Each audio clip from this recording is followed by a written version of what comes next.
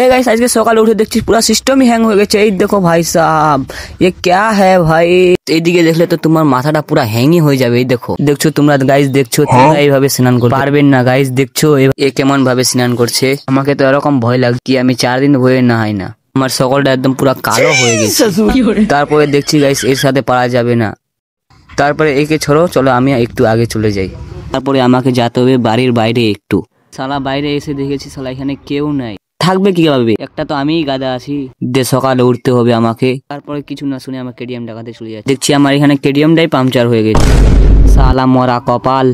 তারপরে গাইস আমি এবার একটু বাইরে যাব, আমার কেডিএমটা পাংচার হয়ে গেছে, ঠিক আছে কাকু তো পাবো এখানে। তারপরে দেখছি গাইস ওই দিক থেকে একটা ছেলে আসছে। ভাই দাঁড়া ভাই দাঁড়া, ছেলেটা তো আমাকে নিয়ে যাবে বললো। তারপরে গাইস ছেলেটার সাইকেলে চড়ে বল। হ্যাঁ গাইস জীবনে মেয়েদেরকে পটাতে পারি কি না পারি সেটা তো হয়ে গেলো আলাদা ব্যাপার, কিন্তু এরকম ছেলেদেরকে আমি খুবই ভালো করে পটাতে পারি। আমি আশা করছি তোমাদেরকে অনেক ভিডিওটা ভালো লাগলো, এরকম ভিডিও আমি উপহার দিতে থাকি। তোমরা শুধু আমাকে ফলো করে দাও।